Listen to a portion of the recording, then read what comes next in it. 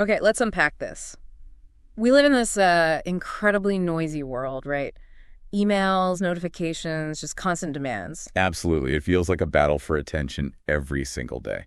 And the classic advice, it's always been about managing our time better, get a better planner, schedule more efficiently. Right. Time management is the usual suspect. But what if that's not really the root of the problem? Exactly. What if the real key, let's call it the secret sauce for productivity and even creativity, is managing something else entirely? And that's precisely the core idea in Chris Bailey's book, Hyperfocus. He really flips the script. How so? Well, he argues pretty convincingly that the key isn't mastering time, it's mastering your attention. That's the finite resource we need to guard. Okay, attention, not time. Interesting. And he doesn't just say focus harder, does he? There's more nuance. No, not at all. He outlines two distinct, deliberate modes for using our attention. It's about working with how our brain operates. Two modes, what are they? Well, first, there's hyperfocus. It's pretty much what it sounds like. Intensely focusing on one single important task to really maximize your productivity. Deep work. Right, locking in. Makes sense. What's the second one? The second one is maybe a bit more counterintuitive. It's called scatterfocus. Scatterfocus, like being distracted. Sort of, but crucially, it's intentional mind wandering. Deliberately letting your thoughts roam. Intentionally letting your mind wander. Why would you do that? Well, Bailey argues it's vital for boosting creativity, for connecting ideas that wouldn't normally link up, and maybe most importantly, for giving your brain essential rest. Huh. So intense focus and intentional wandering, two sides of the attention coin. Exactly. So our mission today in this deep dive is to really get into the source material here, pull out the most important stuff on hyperfocus and scatterfocus. And figure out how you can actually use these ideas, practically, give you a shortcut to understanding Bailey's core concepts. Ready to jump in? Let's do it. Okay, part one, the problem. Why is focus just so darn hard today? Yeah, the source material really starts there. And it points to a fundamental mismatch, a biological one. A mismatch? Between what? Between our brains, which evolved over millennia for a very different environment. Like savannas and avoiding predators. Exactly. Survival mode. Our brains are optimized for noticing novelty, potential threats, constant scanning. That rustle in the bushes mattered. But now the rustle is a Twitter notification. Precisely. Our ancient hardware, or maybe ancient software, is running in this modern high-stimulus world it wasn't designed for. That novelty bias, that pull towards anything new, it's still there, hardwired. And it makes us incredibly susceptible to digital distractions, that little dopamine hit from a new email or alert. It feels good momentarily, but it derails us. And then there's the issue of our brain's actual processing capacity. Working memory. Or what Bailey calls attentional space. Right. Think of it like your computer's RAM, or maybe a small mental whiteboard. It's where you hold information you're actively working on right now. And the key thing is it's small, right? Limited. Incredibly limited. You can only juggle a few pieces of complex information at once, try to do too much, or focus on a really demanding task, and it just fills right up. So multitasking is basically asking the impossible. Pretty much. You overload the system. Information gets pushed out, you slow down, you make mistakes. And complex tasks, they can monopolize almost an entire attentional space. And the source mentioned this capacity can even decrease with age. Oh, great. Yeah, just another fun challenge. Yeah. But it highlights why managing it becomes even more critical over time. Okay, limited space. What about switching between tasks, even if we don't try to do them simultaneously? That leads to another problem Bailey highlights. Mental residue. Mental residue, like leftover thoughts. Exactly. When you switch from task A to task B, especially if you switch quickly, part of your attention, part of that limited working memory is still stuck on task A. So you're not fully present for task B. Correct. It lingers. And considering how often we switch the source site studies showing distractions like every 40 seconds on a computer or hundreds of app switches a day, we're constantly operating with this residue gumming up the works. Yes. It makes everything take longer and reduces the quality of your focus on the new task. It's the hidden cost of context switching. And this explains why multitasking feels so inefficient. You're not really doing two things well. You're doing rapid, inefficient switching, leaving this trail of mental residue. And you're not engaging the deeper parts of the brain needed for real learning or complex problem solving, like the hippocampus. You're often stuck in more superficial processing. So we've got ancient brains, limited working memory, mental residue. what else makes focus so hard? Well, there's our natural tendency for our minds to wander. Some data suggests it happens nearly half the time, though, self-reporting on that is tricky. But it's a default state, almost. It seems to be, yeah. Huh. When the brain isn't actively engaged in something demanding, it tends to drift to the past, the future, random thoughts. And distractions feel easier. They often are. Deep focus, tackling complex problems, that takes significant mental energy. Our brains are, fundamentally geared towards conserving energy. So scrolling Instagram feels less taxing than writing that report. Much less taxing. And resisting the pull of those easier, more novel distractions also consumes energy, that executive function fuel. It's a bit of a vicious cycle. Okay, the picture is clear. It's a tough environment for sustained focus. So given all that, how do we start to get a handle on it? The first step, according to Bailey, is understanding where your attention is actually going right now. You need awareness before you can make changes. And he offers a tool for that. Yes, the Attention Management Matrix. It's a way to audit your activities. Like the Eisenhower matrix, urgent versus important. Similar concept, but the axes here are different. It's productive versus unproductive on one axis and enjoyable versus unenjoyable on the other. Okay, so 4 quadrants. What are they? You've got unnecessary work that's unproductive and unenjoyable, stuff you should just eliminate. Distracting work enjoyable but unproductive, like mindlessly scrolling social media. The danger zone. Definitely. Then necessary work productive but maybe unenjoyable, like chores or admin. And finally, meaningful work, the sweet spot. Productive, enjoyable, and often aligns with your purpose. And mapping your day or week onto this, what does that show you? It reveals how much time you're spending on autopilot, caught in the unnecessary or distracting quadrants, versus how much time you're deliberately directing your attention towards high-value necessary or, ideally, meaningful tasks. It shows the gap, the potential for improvement. A reality check for your attention. Exactly. He also suggests a very simple practical technique, the attention alarm or hourly awareness chime. Set an alarm every hour. To do what? Just to pause for a second when it goes off and ask yourself, what am I doing right now, and is this what I intended to be doing? Forcing that moment of meta-awareness, awareness of your own awareness. Precisely. It breaks the autopilot. Just noticing where your attention has drifted is the first step to pulling it back. And why does tracking this stuff actually matter? Does just knowing help? It does, significantly. It increases that meta-awareness, helps you spot distractions much faster, and improves the overall quality of your attention over time. Quality. How do you measure attention quality? Bailey suggests thinking about it in 3 ways. How long you can sustain focus, how quickly you can refocus after a distraction, and how often you deliberately choose where to direct your attention, rather than just reacting. Tracking helps improve all 3. And seeing progress can be motivating too, I guess. Absolutely. The source suggests even keeping a dedicated notebook just for tracking attention experiments. Maybe track your phone pickups for a day, or when you feel most distracted. That data becomes really valuable. Okay, so understand the problem, track your current habits. Now let's get to the core. Hyperfocus. How do we deliberately direct attention for peak productivity? Right. Hyperfocus is Bailey's term for that state of intense, single-task concentration. It's about deliberately directing your entire attentional space towards one chosen thing. Filling up that limited working memory with just one task? Ideally, yes.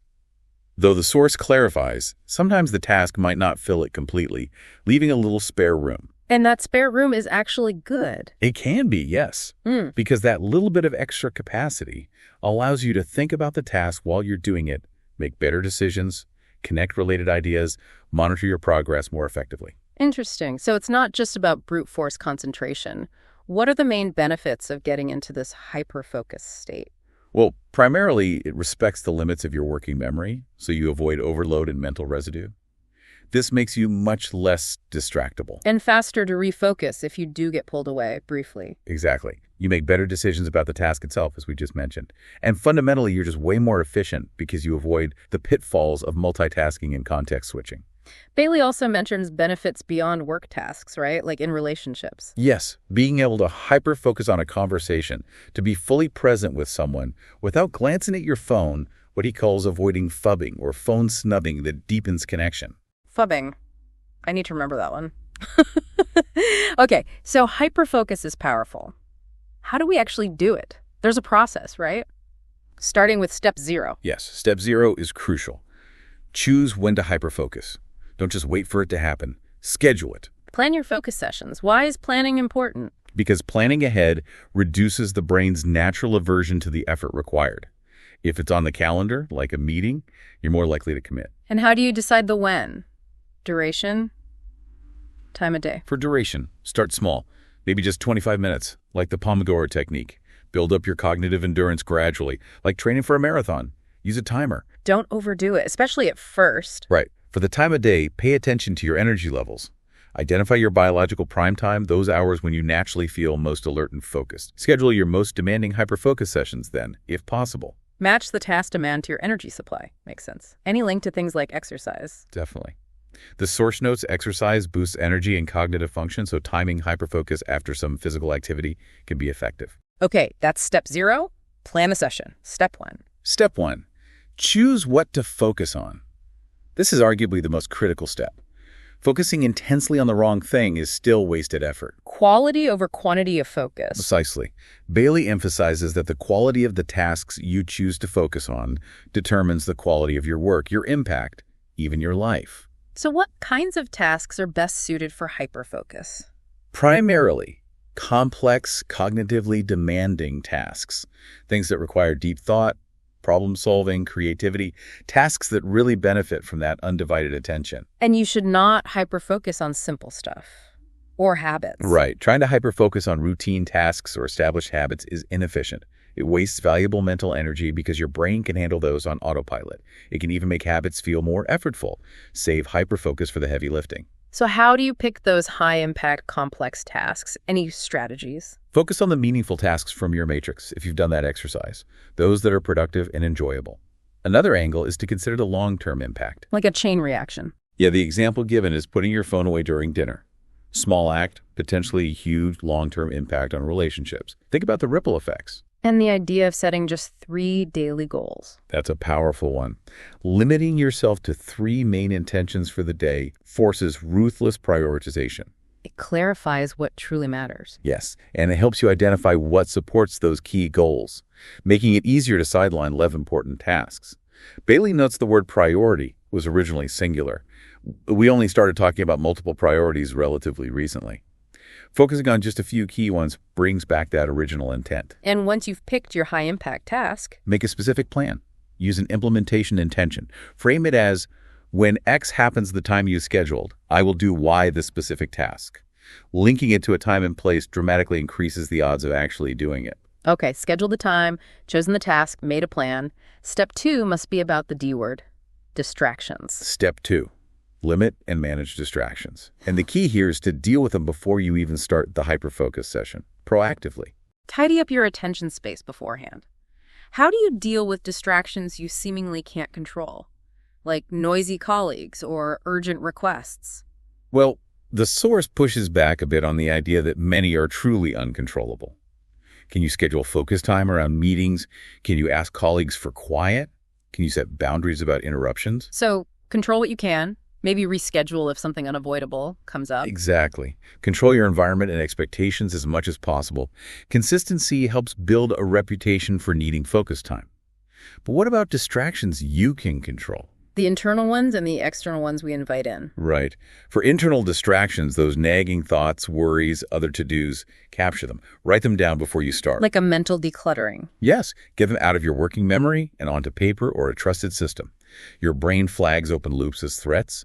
Externalizing them reduces that perceived threat and frees up mental bandwidth. It's very similar to the first step in David Allen's Getting Things Done. Makes sense. And the external ones, phones, email, internet. Several tactics here. Distance is key. Make distractions inconvenient.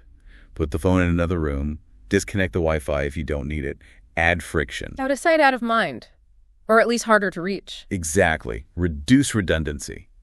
Do you really need notifications for the same thing on your phone, watch, and computer? Simplify. Be more intentional with potentially distracting activities. Yes. Schedule specific times for email, social media, news checking. Use time boxing. Turn off all non-essential notifications. Visual pop-ups, too, not just sounds. Maybe set office hours for when you're available for quick chats. Can you ever hyper-focus on a distraction? Interestingly, yes. If you have a necessary but potentially distracting task, like clearing a backlog of important emails or attending a crucial meeting, you can schedule time to hyper-focus on that specific thing. Give it your full attention then, rather than letting it interrupt other focus blocks. Engage fully, even with the distraction. Right. And finally, change your environment if needed. Work somewhere else to avoid triggers. Or, conversely, make your usual workspace a strong trigger for focus through consistency. Use visual cues like headphones. And schedule breaks for distractions. Definitely schedule breaks. Allowing yourself planned moments to check messages or browse briefly can actually help regulate your behavior and conserve willpower for the focus blocks.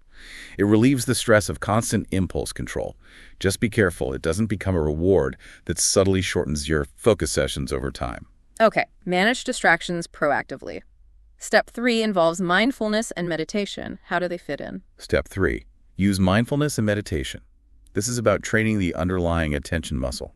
So meditation is focusing on one thing, like your breath, and bringing your attention back when it wanders. That's a common form, yes. Yeah. Focused attention meditation. Mindfulness is often described as a broader awareness, paying attention to the present moment without judgment, maybe during simple activities. Definitions can vary slightly, but the core is attention training. And how does this training specifically help hyperfocus? This is a key point from the source. Unlike hyperfocus itself, which is a strategy, practices like meditation and mindfulness are scientifically shown to increase your actual working memory capacity over time. Whoa. So it actually expands that limited attentional space. The research suggests it can, yes. And think about what that means. More space means you can handle more complex tasks without overload? Right. You become less prone to distraction because fewer things will completely fill your capacity. You can refocus faster when your mind wanders. Exactly. You're more productive, and you can make better decisions because you have more spare capacity to think about the task. That's a powerful connection. Any downsides mentioned?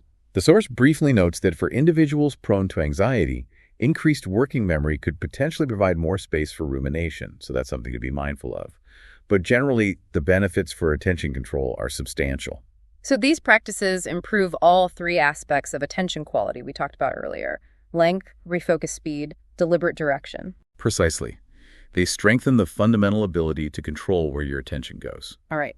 Step 4 is about maintaining focus once you're in the zone, preventing that mind wandering during the session. Step 4.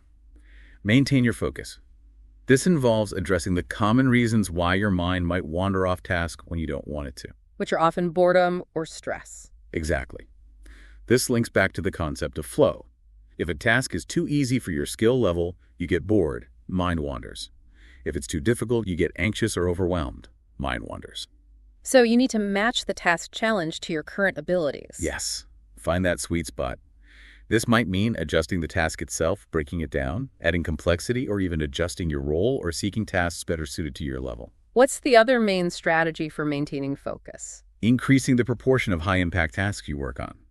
This combats Parkinson's law, the idea that work expands to fill the time available.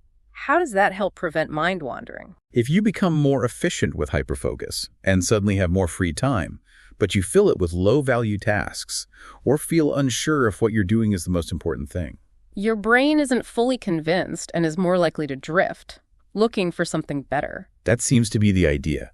If you're not engaged in something you perceive as truly valuable or high impact, your commitment wavers and the mind looks for escape routes.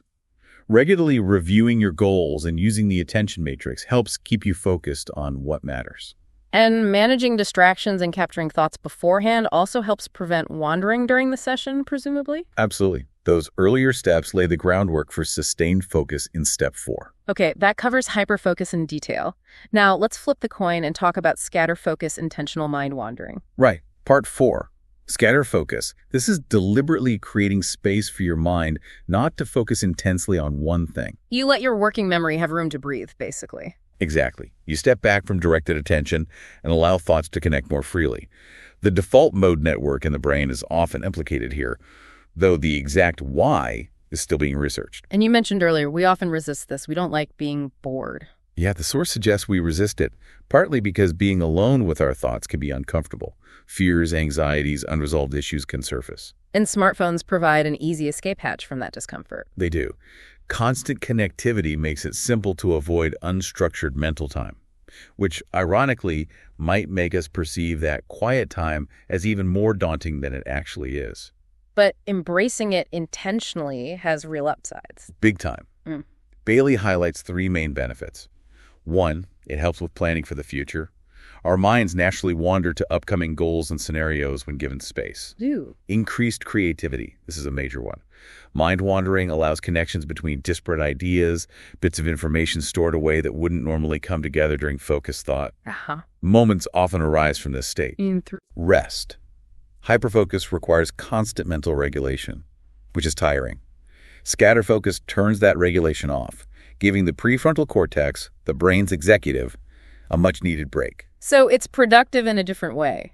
How is intentional mind wandering different from just spacing out or getting distracted unintentionally? The key difference lies in awareness and purpose. When you wander intentionally, you're more likely to notice and remember any useful insights that emerge. You might have a notepad ready. So the ideas aren't lost. Right. Whereas unintentional mind wandering often happens when you should be focusing, leading to frustration, and any fleeting insights are usually forgotten instantly. Intentional wandering lets you get the benefits: planning, creativity, rest without the downsides. It can even boost your mood. Okay, sounds valuable. How do you do it? What are the techniques for intentional scatter focus? Bailey offers three main ways to deliberately encourage it. Technique one is habitual mode. Habitual mode. This involves doing a simple, familiar, preferably enjoyable task that doesn't require much mental effort. Think walking, light gardening, knitting, showering, simple data entry. Something your brain can do on autopilot. Exactly. It occupies your brain just enough to prevent boredom or anxiety, but leaves plenty of working memory free for mind wandering. The enjoyable aspect helps you stick with it longer and can foster a more positive, creative mental state. Okay, easy, enjoyable task. Technique 2. Capture mode. This is scheduling specific, short blocks of time, maybe 15 minutes, twice a week, purely for letting your mind wander with a way to capture thoughts. Just sit and think, or not think. More like not trying to think about anything specific. Just let your mind drift wherever it wants and jot down anything interesting or useful that surfaces. Often, Bailey notes, this will be unresolved tasks or future plans your brain flags as important. Like a dedicated worry time, but for ideas too? Sort of, yeah. It can help process those open loops. He suggests priming it by maybe thinking about long-term goals beforehand. Technique 3. Problem crunching mode. This is more directed. You pick a specific, complex problem you're stuck on. Then, you deliberately mull over that problem while doing an easy, habitual task, like walking or maybe even doodling. You gently guide your mind back to the problem if it drifts too far off. But the relaxed state from the simple task allows for more diffuse, creative connections related to that problem. Sounds a bit like letting your subconscious chew on it while doing something else. Very similar idea. Right. It combines gentle focus on the problem with the relaxed state conducive to novel insights. The source compares it to Barbara Oakley's concept of the diffuse mode of thinking. So 3 modes: habitual, capture, problem crunching. When should you do this? How long? How often? Schedule it, like hyperfocus. When? Maybe when you feel a bit tired, good for rest, maybe less so for peak creativity. When you specifically need creative ideas, or maybe even after having a drink, sparingly, as lower inhibition can sometimes aid creativity. How long for a session? Bailey recommends at least 15 minutes if possible. There might be a neurological reason, perhaps related to fully switching brain modes or letting mental residue dissipate. But even shorter periods can offer rest and perspective. And how often? Several times a day, ideally, for maximum benefit. Integrate short scatter focus breaks into your routine. When would you know you need more intentional mind wandering in your life? Signs include: you hyperfocus a lot, as it improves your ability to wander intentionally but makes unintentional wandering less likely, plus it's tiring. Your work heavily relies on creativity, or you're in situations where getting something right the first time is critical. Mind wandering aids planning and anticipating issues. Interesting. Hyperfocus actually makes scatterfocus better, but also more necessary to schedule. Exactly. They have a synergistic relationship. This brings us neatly to the final piece: rest. You mentioned scatterfocus provides rest, but the source really emphasizes its overall importance. Absolutely. Part 5, rest. It's framed as non-negotiable for sustained productivity and attention management. Because it directly impacts mental energy. Yes. Mental energy directly fuels working memory capacity. More energy, more capacity, better focus, better decisions. Less energy, less capacity, more susceptibility to distraction, poor performance. Simple as that. The analogy used is that cognitive work burns fuel and creates metabolic waste, like stress hormones. Breaks help flush that out. It's a great analogy. And Bailey tackles the common guilt around taking breaks head on How so? by urging us to reframe rest not as laziness, but as an essential investment in future productivity and well-being. He suggests looking at your own patterns. When were you most productive?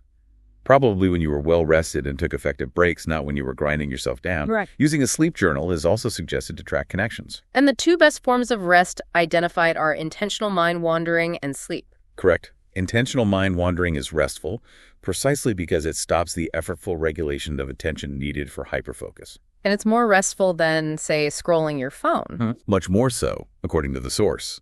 Activities like checking news or social media still demand significant attention, engage working memory, and often use the same cognitive processes as work. They aren't truly restorative breaks. So the most restful mind wandering involves Easy, enjoyable, often physical tasks, ideally away from screens. Staring at a window, taking a slow walk, maybe listening to music without lyrics. Simple presence. Screen time has its own issues too, like eye strain and blue light affecting sleep. And when should you take these restful mind-wandering breaks? Regularly throughout the day. Crucially, Bailey advises taking them before you feel completely drained. The dip in productivity often happens before you consciously feel tired. Be proactive with rest. Yes. Experiment to find your optimal break times and durations. Pay attention to natural energy cycles, like the roughly 90-minute ultradian rhythm, which suggests a need for a 20-minute break. And then there's the ultimate rest. Sleep. Sleep is fundamental. It's essential for consolidating memories, clearing metabolic waste from the brain, restoring energy, and creativity. Dreaming is like scatterfocus on steroids. That's a good way to put it. REM sleep, in particular, shows brain activity patterns similar to mind-wandering random neuronal firing, linking disparate concepts, exploring past experiences and future possibilities. It's strongly linked to creative problem-solving. The source mentioned famous examples like Frankenstein's origin. Yes, Mary Shelley's dream. There are many such anecdotes. Sleep seems to be prime time for the brain to make those unexpected connections. Can you intentionally use sleep for insights? You can try. Posing a specific question or reviewing information related to a problem right before bed might prime your sleeping brain to work on it. And keep a notebook handy. Definitely. Capture any dream fragments or insights immediately upon waking because they fade incredibly fast. Wow. Okay, so it really all comes together. Hyperfocus for directed productivity, scatterfocus for creativity and planning, and both scatterfocus and sleep for essential rest. It's a whole system for managing attention. It is.